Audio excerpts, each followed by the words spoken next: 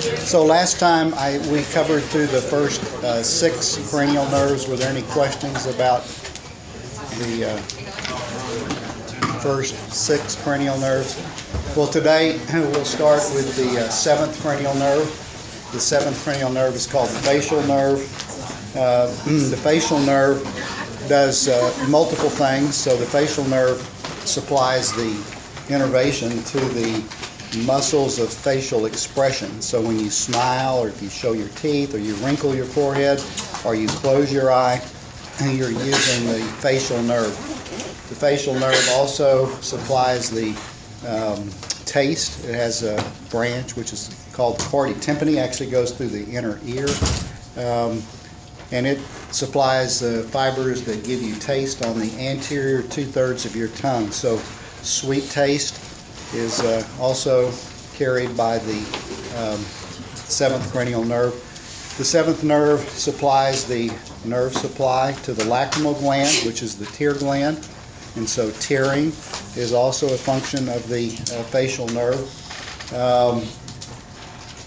And it also goes to a little muscle in your inner ear which regulates how much sound energy actually gets to the cochlea.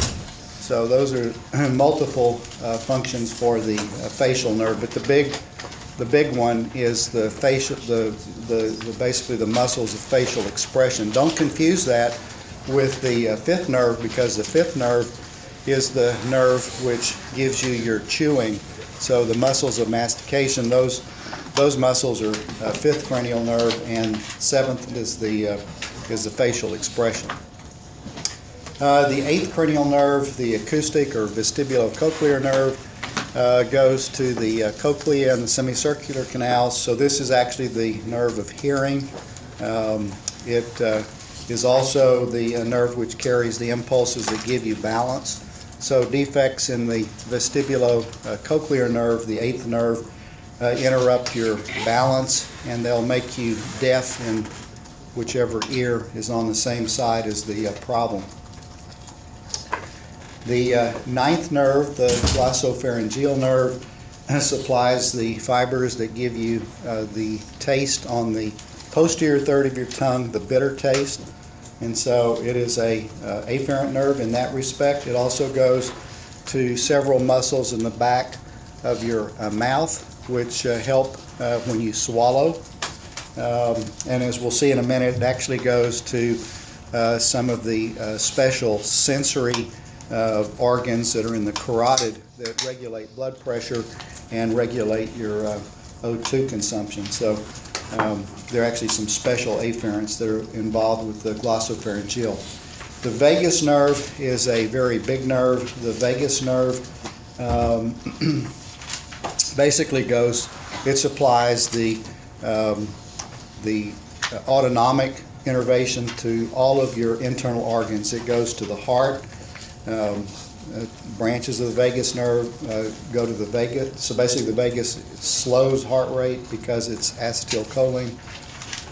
It goes to the gut. It goes to all of your kind of internal organs. So it's very, very important from an autonomic standpoint.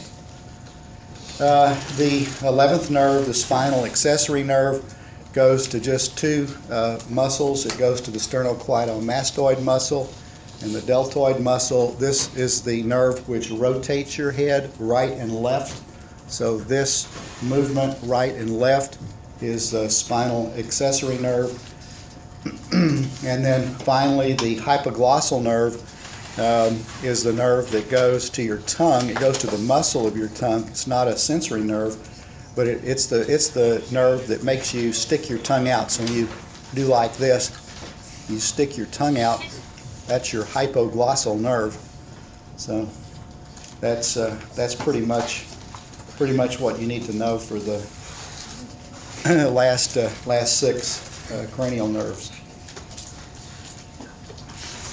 So to look at maybe just a little bit more detail, the facial nerve also goes, in addition to the lacrimal gland, the tear gland, it also goes to the submandibular and sublingual glands. These are 2 accessory glands that are salivary glands in your mouth, help you digest your food.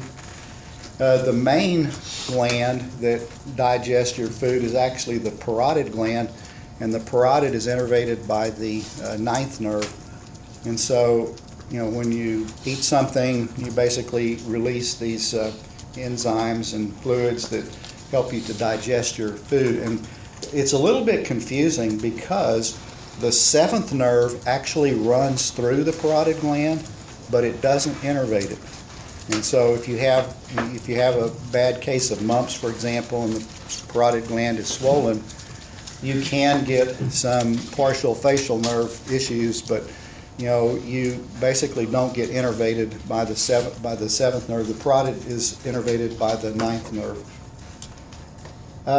There are a couple of interesting things about the vagus nerve that are important for this class. So the vagus nerve, in addition to being the parasympathetic autonomic innervation for most of your abdomen and your thorax, it has two real important branches. One goes to the cricothyroid muscle, which is important in your voice box, and the other is the recurrent laryngeal nerve.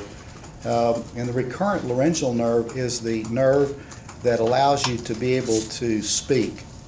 And the reason that this is important is because this nerve, the recurrent laryngeal nerve, is a nerve which actually passes close to the thyroid gland. And so sometimes when people have a thyroidectomy, if you remove the thyroid gland, you can damage the recurrent laryngeal nerve, and then you have trouble speaking, because the ability, like I'm talking to you right now, all of the vocalization is actually carried through the vagus nerve and this other branch, the recurrent laryngeal nerve, which controls the vocal cords to allow you to be able to speak. So that's actually a very important one to remember. Now, I mentioned before that the glossopharyngeal nerve actually goes to two very special little organs that are in the carotid. The first is the carotid sinus. And the carotid sinus, which is right at the bifurcation, right at the jaw level where the carotid divides into the internal and external carotid. And it regulates or helps to regulate blood pressure. And so if you stimulate the carotid gland just by pressure, you can decrease, by just pressing on it, you can decrease your blood pressure. And you can also use this as a biomedical engineer. There are people who try to trick this gland by electrical stimulation to control blood pressure in a non-pharmacological way. So there are stimulators that are being made that are carotid sinus stimulators that trick the brain into thinking that the blood pressure is too high or too low, and you can regulate the blood pressure in that way. The carotid body is the second place that the glossopharyngeal nerve goes, which is a sensor. It actually measures the CO2 and O2 concentration in your blood, and it sends afferent fibers that go to the medulla and regulate your rate of respiration. So this is real important in terms of, like, you go out and you exercise and you consume a lot of oxygen, maybe your PaCO2 goes up. Well, these little sensors in your carotid gland go through the glossopharyngeal nerve to your brain, and that regulates how fast and how deeply you breathe. So that's a very kind of a cool feedback system.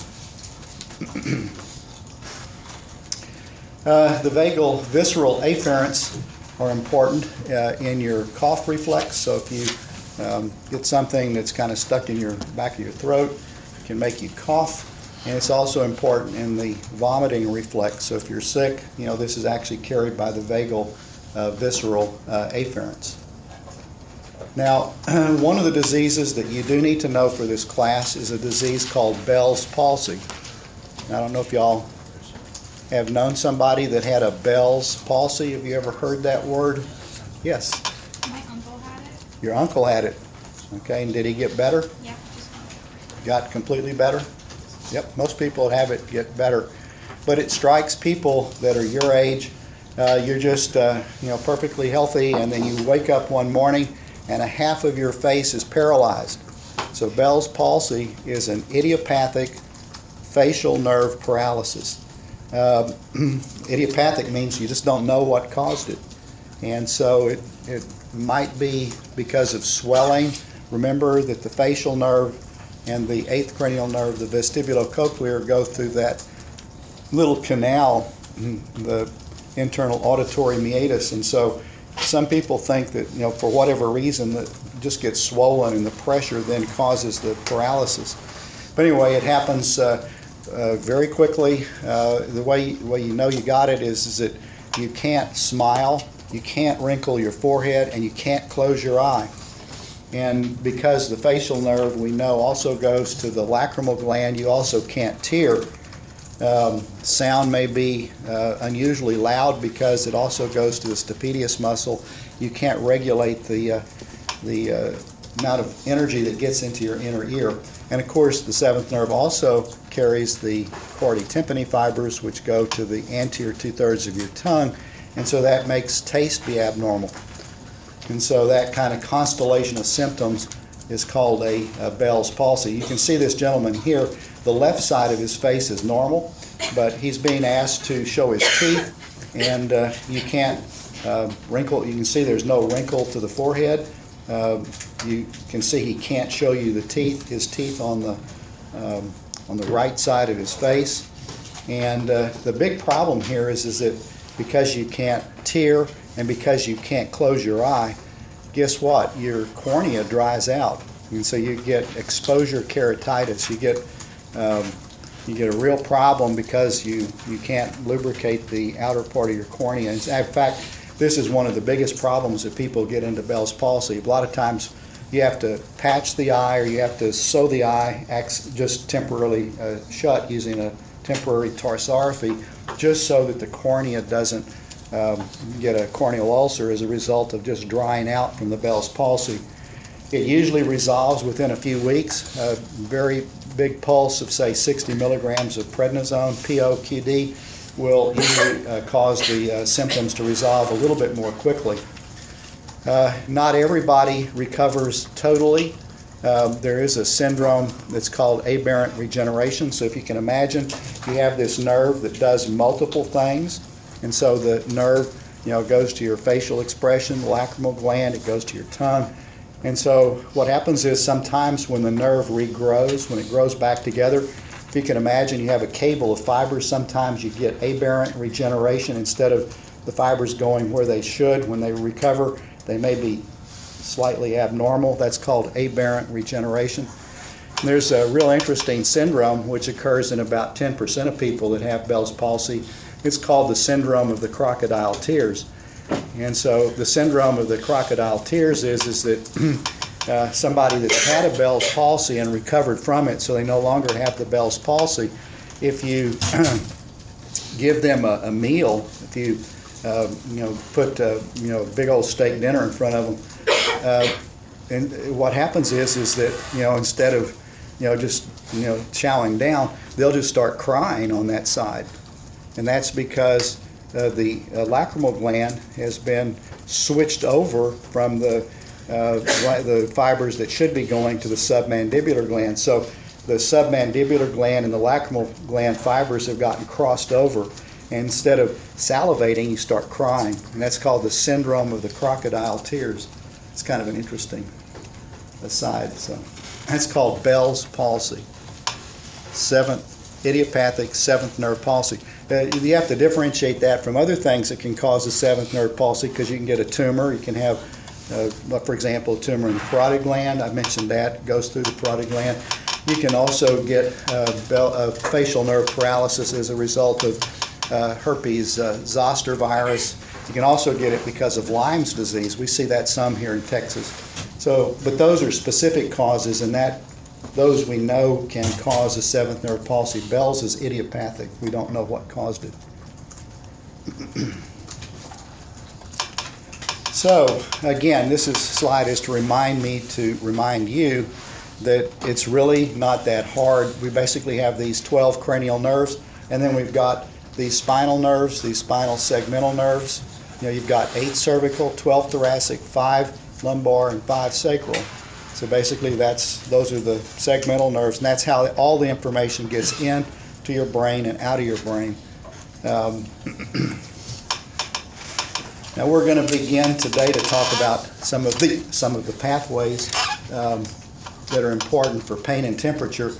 And so this is to kind of refresh your memory that the spinal cord goes through the kind of the opening in your spinal canal with the vertebra forward and the transverse and spinous processes posteriorly. In this perspective, the sensory information that's going to your brain is all dorsal. It's all in the back part. The things that are going out, the efferent part of these pathways, is going to be in the ventral roots. And so you've got the spinal cord, and you've got the ventral roots or efferent, dorsal roots or afferent, and they join together inside the dura, so they're still in the central nervous system, just inside of the dorsal root ganglion. I'll also point out to you, we're going to talk about this a little later on, but these are the autonomic ganglia. So this is actually the sympathetic change. So this is the sympathetic.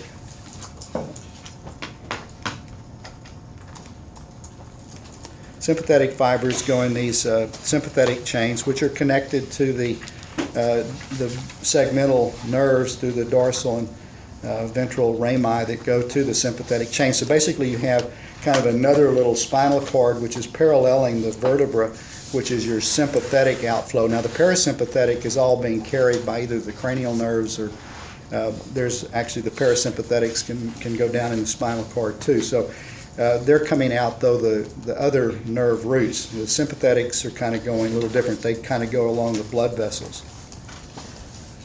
Now this picture is flipped. So back is over here. This is now dorsal. So don't let this confuse you. So this is the back, okay, and this is ventral. So this is the front. And so you need to know a little bit of perspective where some of these pathways are going. This structure here is called the dorsal root ganglion. Okay, that's where the cell bodies for the afferents are. So if you can imagine, this is the cell body. The roots are coming in like this, and they're synapsing inside the spinal cord gray matter. And then somewhere out here, long ways away, there's a sensory receptor, and that's what we're going to talk about today. And these sensory receptors could be for pain, temperature, proprioception, and they're going to be all coming in the dorsal aspect of the spinal cord. These areas right here, the gracile and cuneate nucleus, but all of this area here is all carrying sensory information for proprioception.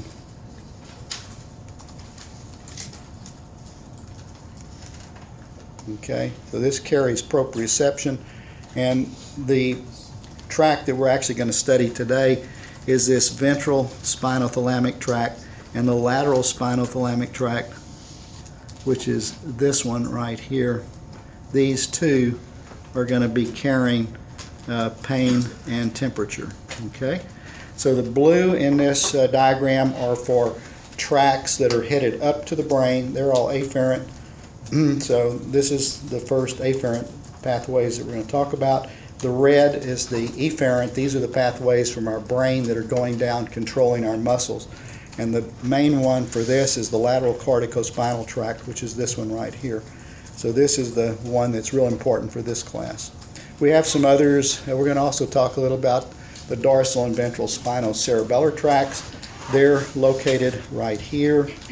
That's in this part of the spinal cord. But those are the kind of the main ones that I think are important for y'all to understand. And so just another kind of an interesting fact is that even though, you know, your T12, your ribs, you know, kind of T12, your belly button is actually innervated by the branch that goes to T10.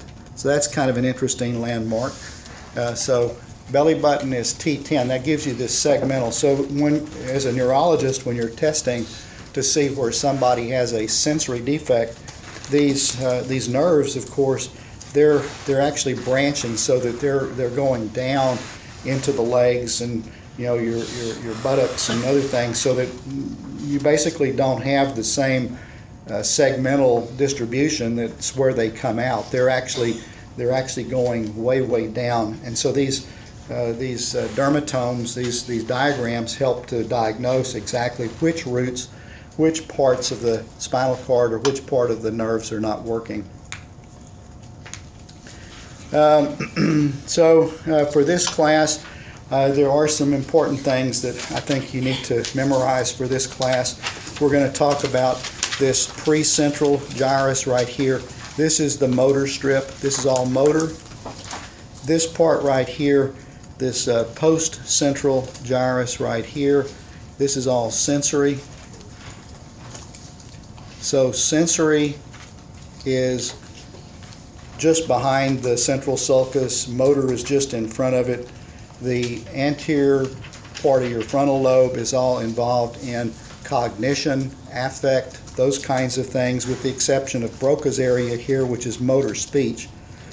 Hearing projects to the angle in the superior lateral fissure. So this area here, which is also called area 41, 42, is where actually your hearing projects.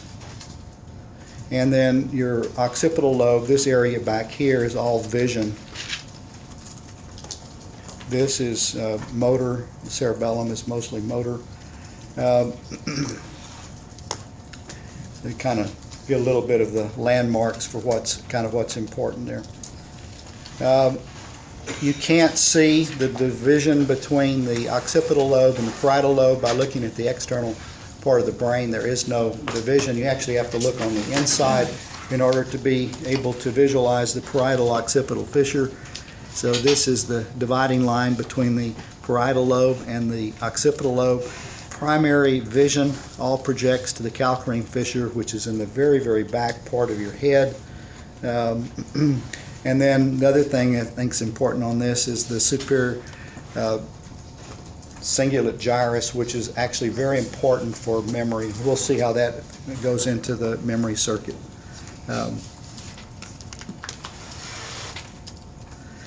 The different areas are also, you may see in your book, you may see some different numbers. These are called the Brodmann numbers. So there's a numbering system which actually divides these things into much smaller kind of detail. So, for example, for vision, the primary cortex is 17, the accessory visual cortex are 18 and 19. I just mentioned that hearing is 41 and 42. Motor strip is also called area 4, and the proprioception strip is also called 3. So, I mean, you might just be aware of that too. And you may see this in different books. Any questions? That's. What did you say 19 was? 18 and 19 are visual accessory areas. They control your ability. So basically, 17 gets a picture of your vision. It's somatotopically projected, a pathway, and so primary visual cortex 17 is a spatial temporal kind of a representation of your visual space. But then 18 and the areas around it, 18 and 19, take that information and they decode color vision and motion and relative position of things in space, so your spatial temporal kind of orientations. We call those the accessory visual cortex areas. Yeah. What did you say about the frontal lobe? The frontal lobe is very important for your affect. So it's your personality.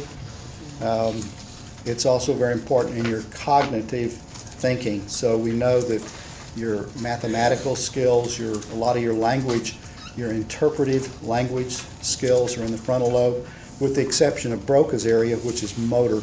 Broca's is your ability to be able to formulate speech.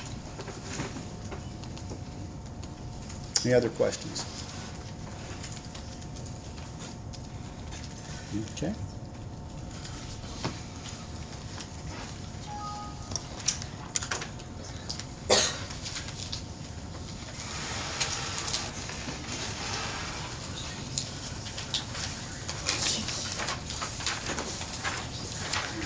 So the first pathway that we're going to talk about is pain and temperature.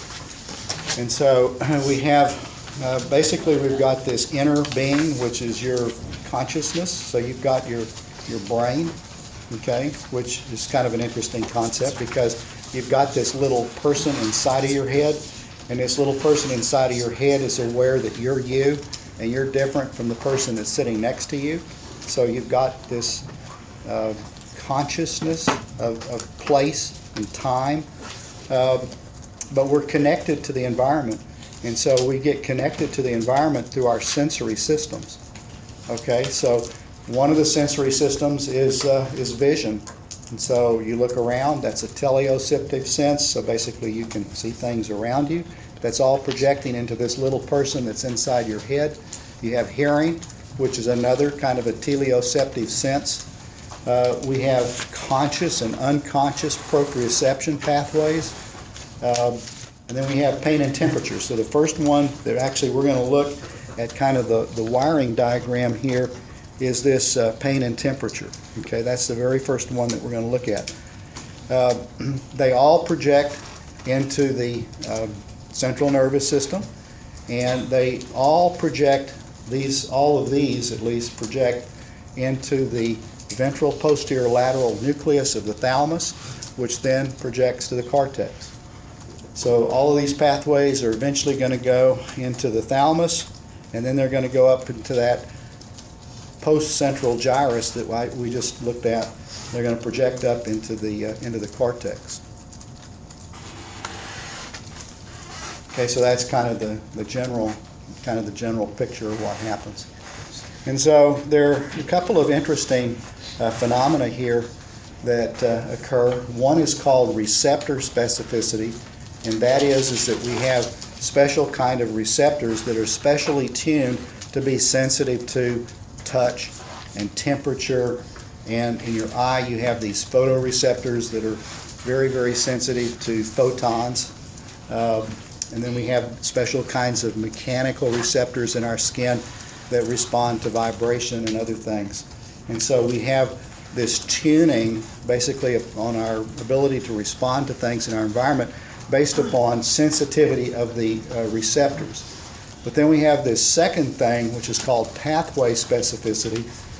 And so these are all projecting in certain pathways that go up to our brain, and these have evolved to be very specific with regards to the kinds of things that they respond to. And so, for example, your optic nerve is very much, your brain interprets what comes down the optic nerve as being vision. The things that come down the 8th cranial nerve you interpret as hearing. Okay? And so you can electrically stimulate, for example, the optic nerve. If I electrically stimulate the optic nerve, guess what my perception is going to be? I will perceive light. Okay, we call it a phosphene. You'll see a flash of light. So if I electrically stimulate the optic nerve or the retinal ganglion cells, my brain perceives that because of the pathway specificity as being light, vision. It doesn't perceive electrical shock. It sees light. Okay. Another example is that these receptors a lot of times will have crosstalk. And so although the photoreceptors in your retina are exquisitely sensitive to light, I can also produce a flash of light by rubbing on my eye. And I'm not suggesting that y'all try this, but sometimes I'm sure you may have rubbed your eyes and you'll see like a little flash of light. That's because you have mechanically stimulated your photoreceptors. That's probably not a real good thing to do. As a matter of fact, there are some people that are blind over here at the blind school that actually they crave light so much that they'll rub their eyes so hard that they'll make their eye rupture. Okay, and that's our need to have vision is so, that stimulus is so important that you basically, kids will rub their eyes to the point that they'll rupture their eyes. And that's kind of a crosstalk between the photoreceptors, which are supposed to, and they're mechanically tuned to respond to light. You can crosstalk and you can mechanically stimulate them. Phantom limb syndrome. So if you amputate the arm, which is important for us biomedical engineers, if you amputate, if you do an amputation, what happens is that your brain still thinks you have an arm, and so that's called the phantom limb syndrome. And so your brain will actually still think that you're actually moving your phantom limb. Your brain actually will still think you have an arm even after your arm has been amputated. And there can be, if you do an amputation, that can also lead to phantom limb pain because the fibers that are amputated, the nerve fibers, a lot of times will form a neuroma, and so you think you're moving your arm, but actually your motor signals go down to your pain fibers, and then that causes pain. So you, instead of moving the arm that you don't have, you actually end up feeling pain, and that can be a real issue in amputees. That's part of what we call the pathway specificity. Any questions about that? So we have receptor specificity and pathway specificity. Okay, the first one we're going to talk about is temperature reception. Throughout our whole body, all of our skin, we have free nerve endings. These free nerve endings basically kind of arborize around the dermis part of our skin, and we know that these nerve endings have protein channels that actually change their flow rate for sodium and calcium depending upon temperature. Turns out that we actually have two parallel systems. It's kind of like a differential amplifier. So we have a cold signaling system and a hot signaling system. There have been at least 12 different categories of proteins that actually send information in these little channels, 10 different or 12 different protein channels that actually signal into our brain about what temperature our environment is. We're pretty good at perceiving a rapid change in temperature. You can perceive a 0.2 of a degree centigrade delta T step. You're not very good at perceiving what the actual temperature is. And so if you sit in a room for a period of time, you will sensory adapt to that temperature. And so, you've experienced this. You go into a room and it feels hot or cold, but if you stay there for a little while, you kind of adapt to it and it doesn't feel so hot or so cold after a while. As a biomedical engineer, you can use this when you design interfaces with humans. And actually, Henry Ford figured this out a long time ago. If you're building a car, you don't want your steering wheel to be made out of metal for a lot of reasons, but one of the reasons is because if you grab a piece of metal, it has so much heat mass that it feels really hot or really cold. So what do? You make it out of plastic, or you wrap leather around it so that it insulates it. That way you don't feel that delta T when you jump in your car when it's cold in the morning. Okay, so you're real sensitive to a delta T, but not so good at actually perceiving a absolute temperature. There are other things that can trick the system. For example, methanol and things like that can actually trick the cold sensors into thinking that you're actually in a cold environment when you're really not. And that's just kind of a crosstalk that you can get. And so anyway, the long and short of it is that we have these we call it a zone of thermal neutrality. So most of the time we're between about 20 and 40 degrees centigrade. That's kind of where most of our time is spent. And so we kind of have some zone here where the warm receptors are firing, the cold receptors are kind of tailing off. So in this zone of neutrality, see, we have cold receptors and warm receptors that are both firing together, which gives us that kind of differential input that our brain looks at in trying to figure out what the absolute temperature really is. And there's another thing that happens, so that if indeed you get to where you're going to get burned, if you get to high temperature, if you get over 45 degrees centigrade, what happens is the cold receptors start firing all over again. And so somebody who's had a really bad burn, you really don't feel hot. You actually get a very cold feeling. That's called the paradoxical cold. And so exposure to temperatures that denature proteins, if you get above 45 degrees centigrade, will actually stimulate the cold receptors instead of the warm receptors, and that's part of the way that you're wired. So anyway, that's how we perceive temperature. Pain is very important. Has anybody in the room ever experienced pain? Pain is yeah, you've experienced pain.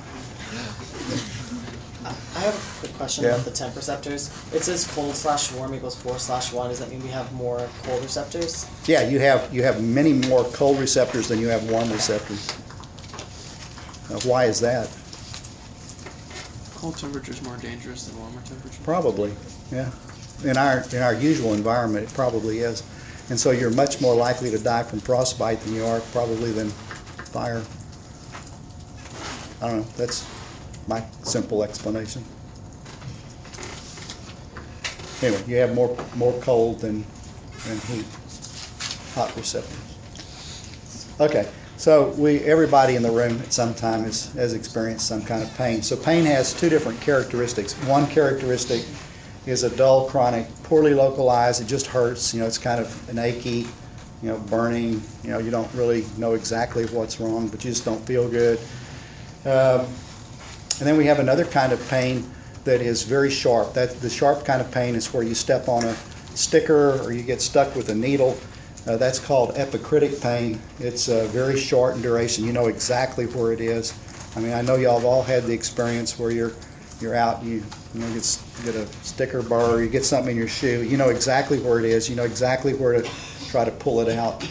And they're carried by different kinds of fibers. The dull pain is carried by unmyelinated C fibers that are very slow conducting, but they basically persist.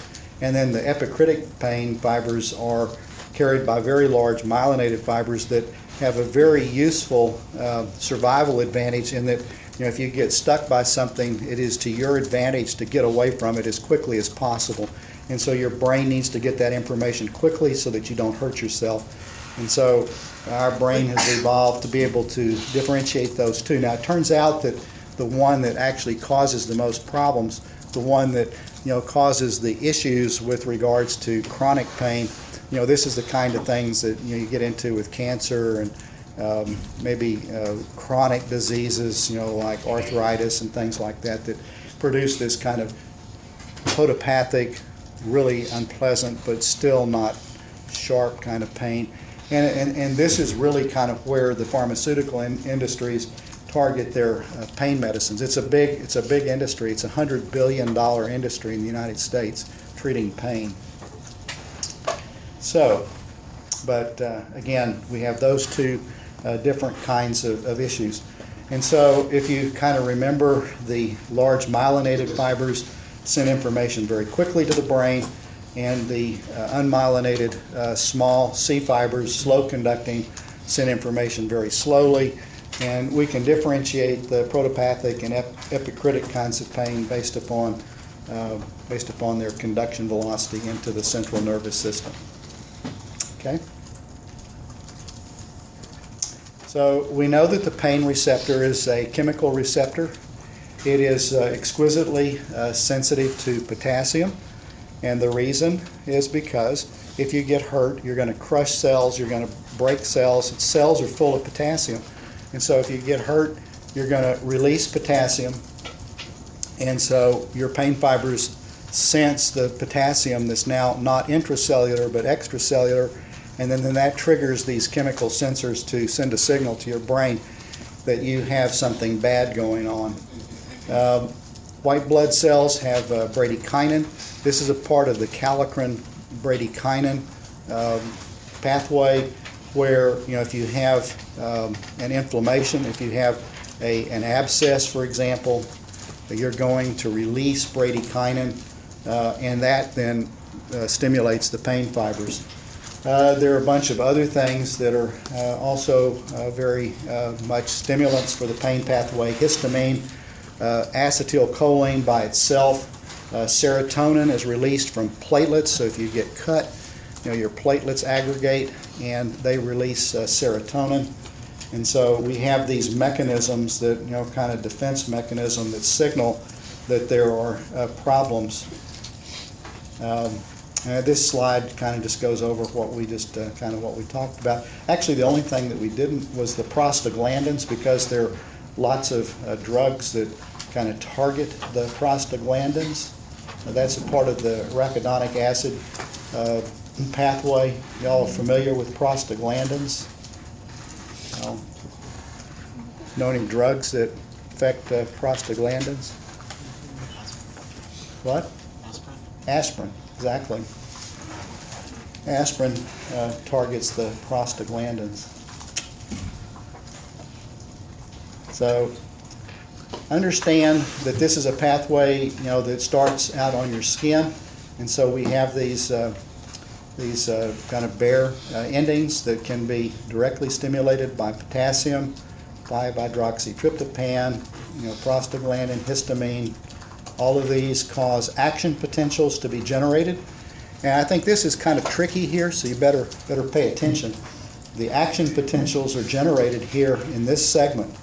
Okay, this is where you generate an action potential, which then goes to the dorsal root ganglia, which then goes into the spinal cord. So you're actually generating, the generator potential is way out here in the dendrite. It's really not like our kind of model neuron, which we talked about earlier, but you're actually generating the action potentials here. There's a positive feedback system, so if you get injured and you start releasing some of these substances here, you also release this calcitonin gene-related peptide and substance P, which cause a wheal and flare. So basically, if you get stuck or you get bit by a bee, for example, this happened to me last weekend. So you get stuck, a big old bug, bumblebee or something bites you. You get, what do? You get a big old red spot, right? You get a wheal and flare. And so, this is all part of that kind of the same system. And so it feeds on itself, and so it's positive feedback in that these substances then go back to the mast cells, which release more histamine, which causes more inflammation, releases more pain kind of stimuli, which then release more of the substance P, which dilate the blood vessels, and it just kind of feeds on itself. This is a positive feedback system where it amplifies itself.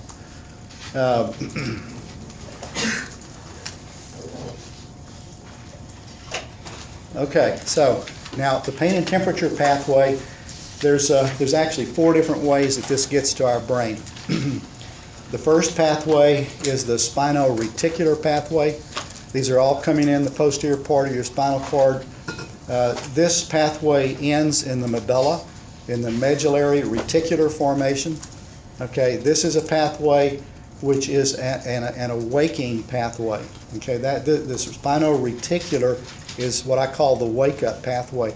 So if you get bit by something, one of the important survival advantages or one of the important survival tricks that you have is that if you get bit and you're asleep, it'll wake you up so you can get away from it. And that's what the spino-reticular pathway, you don't care exactly what it was or where it was, you just want to wake up and get away from it. The spinotectal pathway is kind of like that. It goes from the spinal cord, goes into the mesencephalon. Remember, the mesencephalon is up a little higher. And what this pathway does is that this pathway, if you get stimulated on this pathway, let me back up for a second. So the mesencephalon also has the third cranial nerve nucleus. So the third cranial nerve, if you think about it, it's also called the Edinger-Westphal nucleus. But if you stimulate that, what happens is this signal goes out the third cranial nerve, and your pupil will constrict. Okay, and so the spinotectal pathway is a pathway that actually increases your vision if you're hurt by constricting the pupil. And it's a good party trick. If you come up to somebody and you grab them real hard by the neck, it'll actually constrict their pupil. Okay? Y'all try that sometime. Party trick, okay? That's called, and when the guy turns around and slugs you, you say, well, I'm just testing your spinotectal pathway. Okay. So enough for those two. Now the main one, the big pathway for pain and temperature is the spinothalamic tract. Okay, this is the main one that you need to really know for this class. It is the primary pain and temperature pathway. Okay, we'll look at that in just a second. The anterior spinothalamic tract carries light touch and tickle. It's also called the fondling fasciculus. So the anterior spinothalamic tract is anterior placed. I just showed you that on the picture that we just looked at. So we have these two separate pathways, one for not so unpleasant stimulation, okay, and then we got this other one that is not so pleasant, okay, but the primary one is the lateral spinothalamic tract. Okay, this is what you have to memorize. Here's our receptor. This is out on the skin, okay, comes into the dorsal root ganglia. That's a cell body here. The first synapse is in the posterior horn of the gray matter of the spinal cord, in lamina, 2 or 3 of the posterior part of the spinal cord. You have a secondary neuron, okay, a tertiary neuron which crosses in the anterior white commissure, okay. This then comes all the way back up, crosses at the level of entry, and goes up the spinal cord on the opposite side, okay, real important. So all the pain and temperature information comes in the right, and at the level of entry, crosses over, and then it goes up the lateral spinothalamic tract on the opposite side of the spinal cord, goes up through the mesencephalon in the medial lemniscus, and it basically goes all the way up to the ventral posterior lateral nucleus of the thalamus, and then the fourth order neuron then goes into the postcentral gyrus. So it goes into that gyrus we just looked at, which is right behind the central sulcus. That is the pain and temperature pathway. Any questions? Repeat that. So, pain and temperature comes in from the sensory receptor, primary neuron, dorsal root ganglia, cell body, synapses in lamina, roughly 2 of the posterior part of the spinal cord. It then has an interneuron, which we'll see why that's important in just a minute. The tertiary neuron then crosses in the anterior white commissure, goes up the lateral spinothalamic tract, goes all the way up to the mesencephalon, actually goes through the medulla, pons, mesencephalon, goes up into the thalamus, goes up to the ventral posterior lateral nucleus of the thalamus, and from there it projects up to the cortex. Okay, that is the pain and temperature pathway. Yes? So from this, it looks like there's only 4 nerves that go from sensing to the actual. Yes, and in fact, a lot of times it's really not all, basically it's either a 4 or a 3. You don't have to have the interneuron, that second order neuron. Okay? There are actually even some fibers that are epicritic fibers that will go directly from the skin all the way up to VPL thalamus. It's a 2-neuron pathway. So this is kind of the bulk of the fibers, but there are exceptions to this. Yes? But what did you say about it goes up the spinal cord on the opposite side? Yeah, it goes up on the. We'll see why this is important very shortly. Okay. So if I let's do it since Andreas raised the question. So what if I have somebody, I'm out on 6th Street and somebody sticks a knife in my back. Okay, and I get a hemisection of the cord at let's say I get a hemisection at C5. Describe the sensory loss.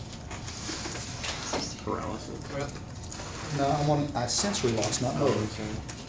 So somebody, you're out, drunk on 6th Street, and somebody comes up and sticks a knife and cuts your spinal cord on the right side. What is your sensory loss? The left side. Pain on the left side. So I'm going to test you with a little needle, right?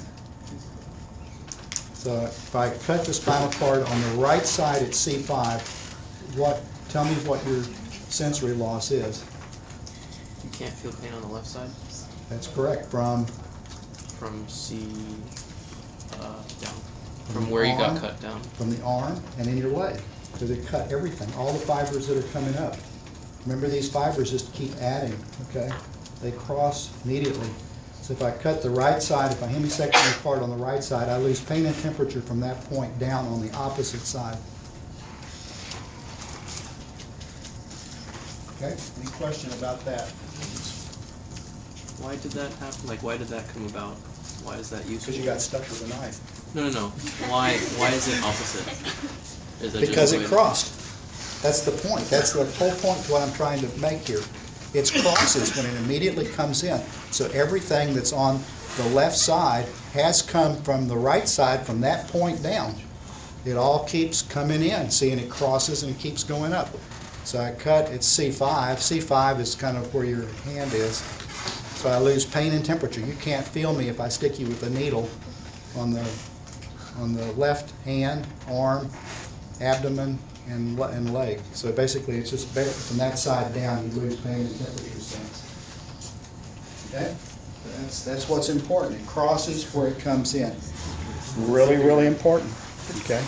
I promise you, this is real important. Yes? Evolutionarily, why is that important? Well, I think it's because your right brain controls left function and your left brain, vice versa.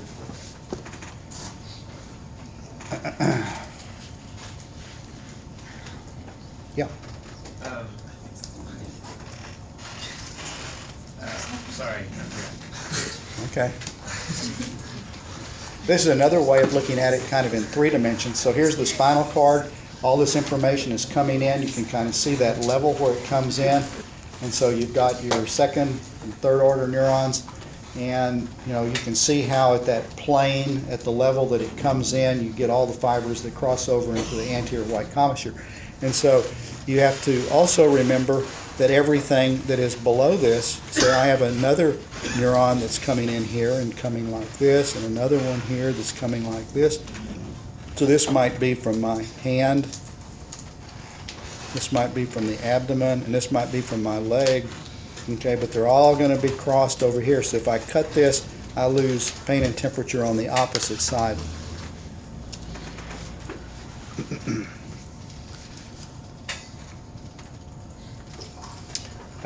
So anyway, this is kind of another picture. It kind of shows how the fibers come in and synapse in either laminas 1, 2, or 3. And basically they are going to cross over. It's another diagram kind of shows how these different pathways, but they all cross at the level of entry. So another real interesting thing that happens is that we've all experienced pain at some time in our life, but there are some things that will intensify pain and some things that will mitigate pain, okay? And we know that our body continuously makes endogenous enkephalins, endorphins, and other opiate-like substances. So, our body manufactures the opiates, and they are capable of actually gating the amount of pain that gets into our central nervous system. And so you also may have heard, well, so-and-so has a very low pain threshold. Have y'all ever, oh, so-and-so, real low pain threshold. They're always complaining, And that's actually true. I mean, we all have different, pain thresholds. So some people, may be affected by an obnoxious stimulus and others really not. I mean, it all depends upon how you react to it. And it's all related to this idea that the sensory information that gets into our brain is regulated by our conscious perception.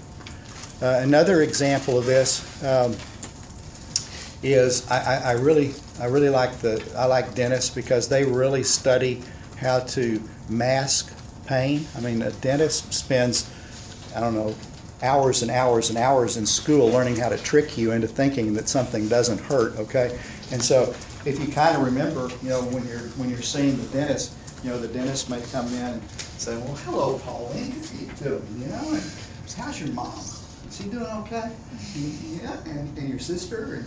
And on the other hand, he has this big old hypodermic needle. And so he's sitting here talking to you, and so he's got you distracted, and then he gives you the injection, right? Sensory distraction. On the other hand, if I came up here to Andreas and I said, Andreas, I want you to look at this hammer. Okay, I want you to look at this hammer. And I'm gonna take this camera, and I'm gonna hit you right there on that tongue, and I make you look at it, okay? Here's this camera. This is how people get tortured. I mean, I'm not teaching how to torture. If you're interrogating somebody, what you do is you take the first person, you've got a couple of people you're interrogating, and you make that second person watch while the first person, maybe you cut off a few fingers or something, right? Is this the difference between med school and dental school Yeah, this is medical school. versus dental school? So what I'm saying is that your perception of pain, is modulated. It depends on what's going on in the environment, right? And so I can either intensify the experience or I can mitigate the experience depending upon how other things are happening, preconditioning, right? And so this has to do with this periaqueductal gray pathway, which is an opiate pathway. And basically, in the pons part of your brain, you have some neurons that can release in the dorsal aspect of your spinal cord opiate-like substances that can either turn off the pathway or they can intensify the pathway. Okay? And so here's an example. Here's the primary afferent pathway that's coming in here. So we basically have your sensory receptor here. And so we got these action potentials that are coming this direction here. And so this is the first order neuron, this is the second order neuron, and we have these intermediate neurons which are coming from typically from the pons, the periaqueductal gray and the pons and mesencephalon, and they can regulate how much information actually is being sent to your brain down here somewhere, okay? And so if I send out a bunch of opiate-like drugs which are presynaptically going to hyperpolarize that presynaptic terminal, I can make this connection here either stronger or I can make it weaker depending upon this inner neuron here. So this is the gate that regulates how much pain information is coming to my brain. And so we think that actually this is actually a pathway that's probably active in acupuncture. For example, if you use a little needle, this is very old. I mean, you go back millennia. Very old practice. If you take little needles and you put them at certain places, you actually can create a pain stimulus which goes to the periaqueductal gray, which then gates the amount of pain information which is coming from a different part of your body, maybe where you want to do an operation. And so acupuncture has its basis in this pain gating kind of a mechanism. And so, yeah. Is this between the first and secondary neurons? Is that what you said? Yeah, So then, in the case of the information can't get into your spinal cord. I mean, it's basically blocked at the level of the spinal cord. in the case of like the epicritic pathway or whatever you said, would the gating be possible then, since it doesn't necessarily need the... Yeah, so some of them, I mean, there are a few fibers that don't go through the gating system, but a lot of them do. Okay. So again, it's just a matter of numbers. And so again, opiate-like drugs, morphine, codeine, hydrocodone, those kinds of things can decrease the ability of the pain and temperature pathway to signal up to the brain. Yeah. When you have adrenaline release, like in your fight or flight response, does that release Yes, opiates? it does. Yeah, it does. Absolutely. That's absolutely true. And so, yeah, one of the other things that happens is that this pathway can be triggered by your adrenergic system. So if you release a lot of norepinephrine, it actually will stimulate this opiate pathway. And a lot of times, you've heard of people that walk across a burning bridge or something, to save somebody. That's because they just can't feel pain because they have had the pain fibers blocked because of the opiates that are being released, the endogenous opiates. It's also true for people that are runners. I don't know if y'all are marathon runners, but somebody that regularly exercises and runs marathons and is basically very conditioned. you actually get conditioned to where you don't feel the pain. In fact, if you don't run, you get a reflex to where your body hurts, and you basically get a runner's down if you don't continuously stimulate that release of the opiates. So when you exercise a lot, you're stimulating maybe the adrenergic system, you're releasing these endogenous morphine-like drugs, and so you basically become less sensitive to pain. Have y'all ever experienced that, or I don't know if y'all... Yeah.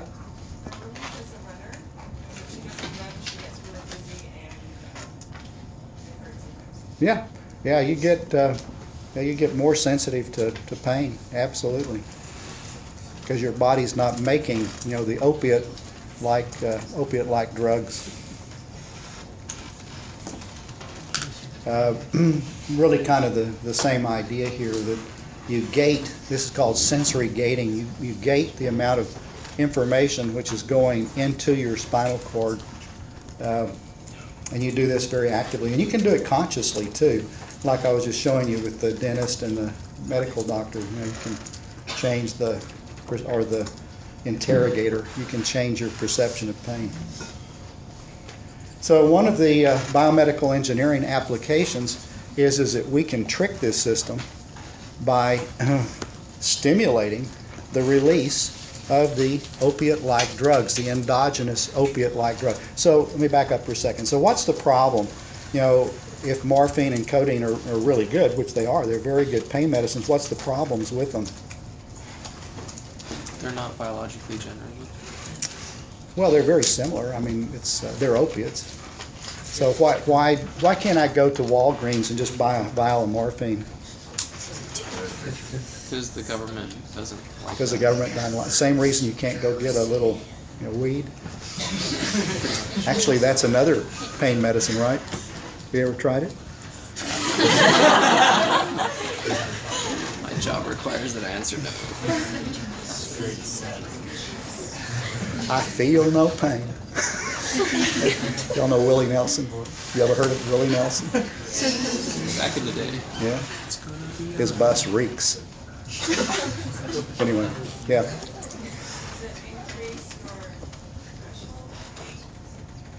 What, morphine? What's the problem though with morphine? Why can't you just go buy it over the counter?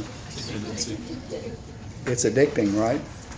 So people that take morphine, you actually build up a tolerance to it, and so you continuously need more and more and more. It's a drug that can be abused. So for a short haul, if you have a short problem, it's a great medicine. It's a real godsend, but you can't just use it for a long time. So if you have somebody that has post-op pain, you're going to do it for a week. Give them morphine or hydroxycodeine or one of the hydrocodone-like drugs. You're not going to cause any addiction with that. But if you have somebody that has a chronic, you have cancer and you hurt and you're just in chronic pain all the time, you might consider a transcutaneous electrical neural stimulation. So we biomedical engineers know how to use this to our advantage. So I can take an electrical stimulator, and if I put it at just the right place around the spinal cord, I can actually stimulate the release of these endogenous opiate-like neurotransmitters, and I can get kind of the same effect that I would get with giving morphine or codeine or one of the other opiates, and it's not addicting. And so a patient can buy this. You can actually buy this. I went online, and you can buy this. You can buy it without a prescription. And it's a transcutaneous electrical stimulation. You put these little pads on your spinal cord, at the segment where you're having the pain issue, and what it does is you stimulate for maybe an hour, but you get a long-term relief of the pain for maybe a day or two. Okay? And that's because you have stimulated these neurotransmitters to change the connection between your brain and the pain source. So it's a very effective. Fact is, I would challenge you that there are, I know here in Austin, at least 3 or 4 pain management institutes. You probably see them on TV, come in and get your pain control. And basically you can do this with the transcutaneous electrical stimulation, or you can do it with an injection. You can inject some of the opiate-like drugs directly into the back. So there are various ways that one can regulate that. If you have really, really bad cancer and there's no cure, one other way that we sometimes actually treat the chronic pain is actually just to go into the spinal cord and just cut the roots. That's called a rhizotomy. So you can actually just physically just go in with a knife and just cut them, and then you don't have any pain anymore.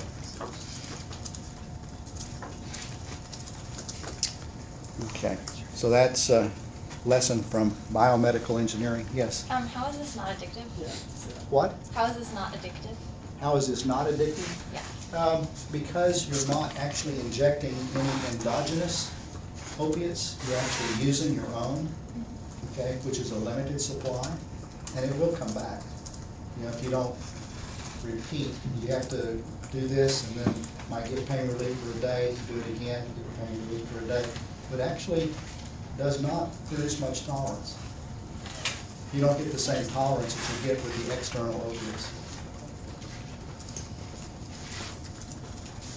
Is that because of substance or concentration, like the inability to produce? No, so much? it's maybe when you give it, if you inject it, of course, it goes all over your whole body. So you get massive amounts more drug than with something like this.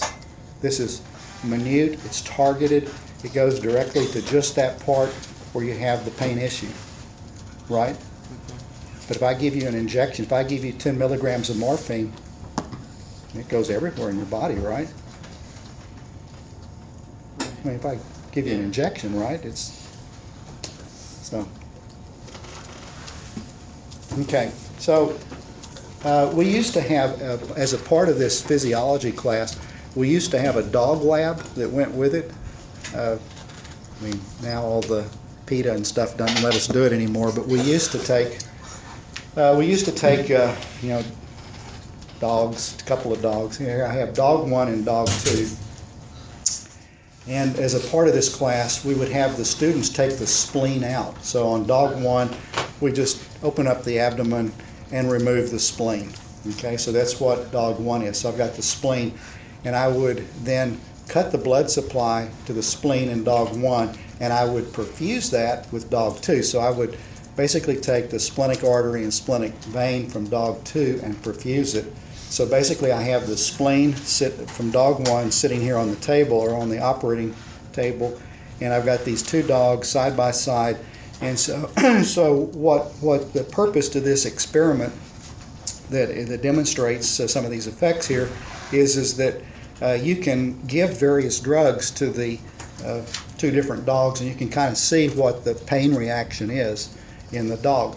And so we're always asking here, well, does the dog number 1 experience pain or not experience pain? And so we're really not asking dog 2 that question. And so let's go through maybe 4 different scenarios. So if I take morphine, and remember bradykinin is a very strong pain stimulus, okay? And I inject morphine and bradykinin in the splenic artery of dog 2, which is now perfusing the spleen from dog 1. And I ask dog 1, do you have pain? We have ways actually we can do this. And so it turns out that dog 1 really has terrible pain. Okay? Why is that?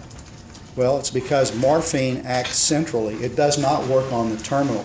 So when I give bradykinin, I'm stimulating the end receptor in the spleen. Okay? So dog 1 cringes and has terrible pain when I do that.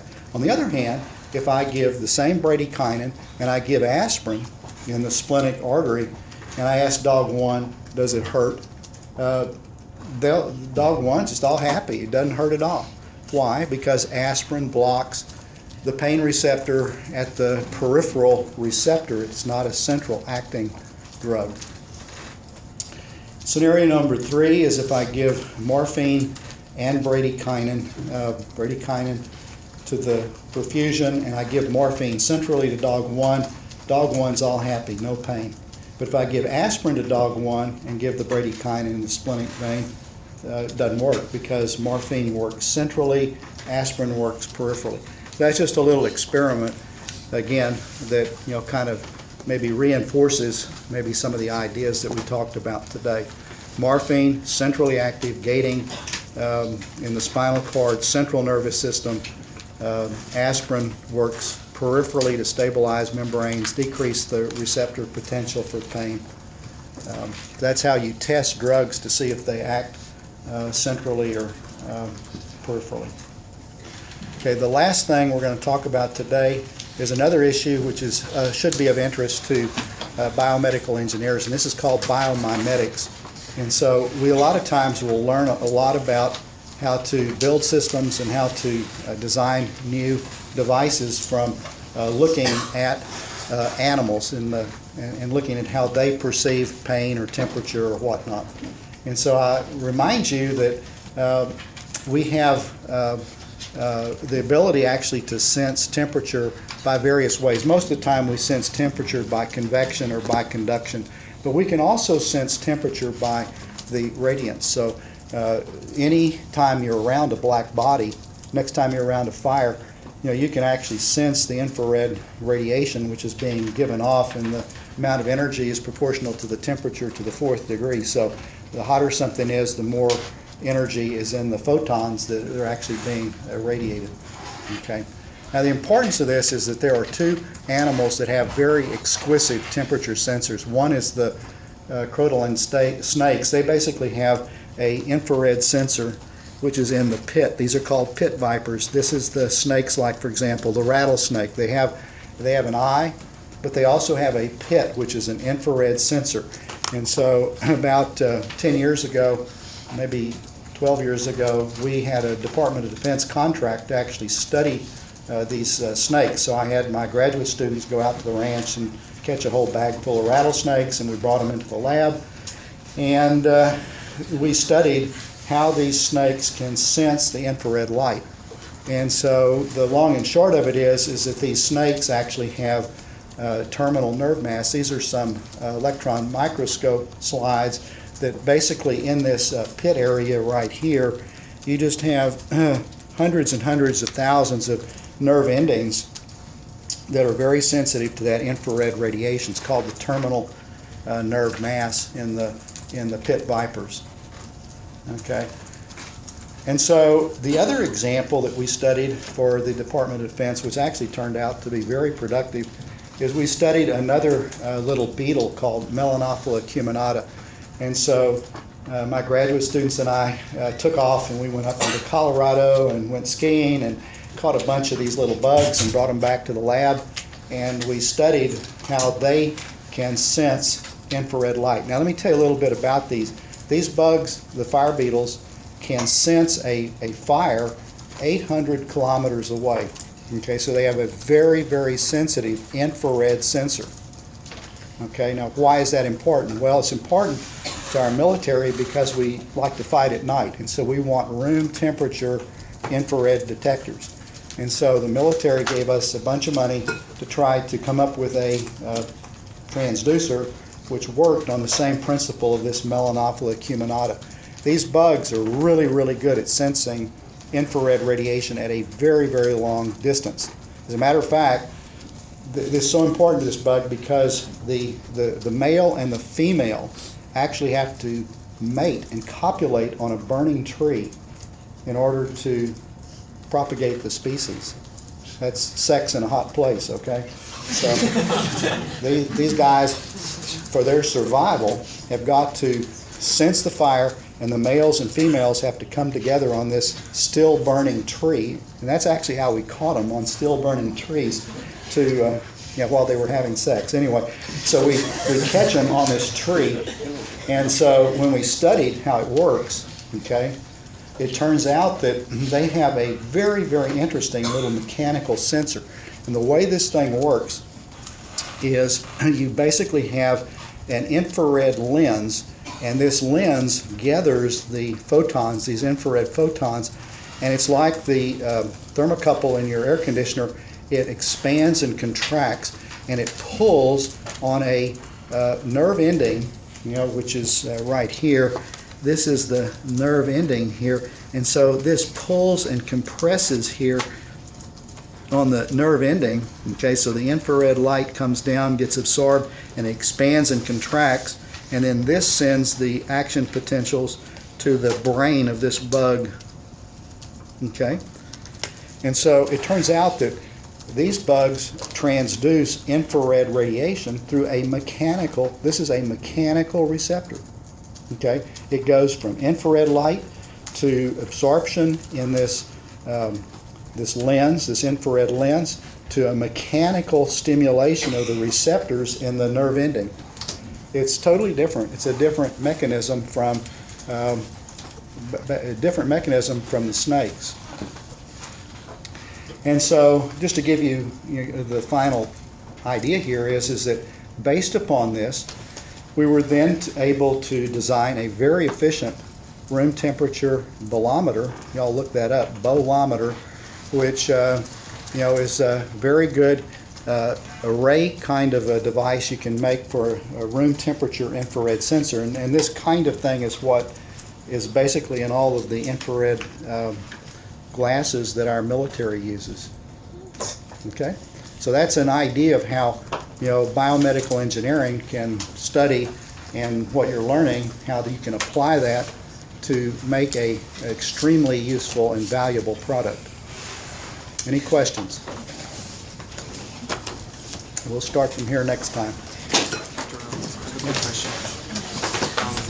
So for the bradykinin, if that is administered at the same time as morphine, they both go to the same nervous system. Yeah. So which one overpowers which one? You're giving the bradykinin in the artery that is diffusing that. All of the chemical stimulus is diffusing that. Why are you asking? Go back and look at that. Look at where it actually is administered. Because the bradykinin stimulates the brain receptor, the computer central resolves it blocks in the brain.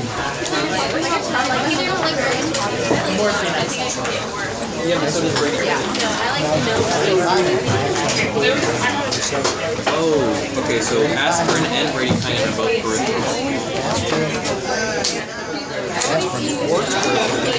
Aspirin works. Bradykinin always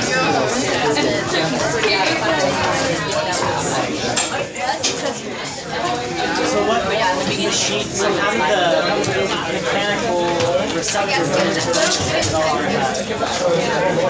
is built in silicon array with little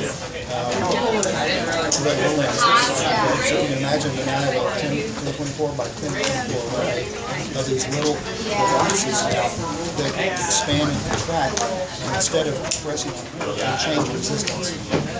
So we then measure a very, very small change in resistance. So basically infrared light.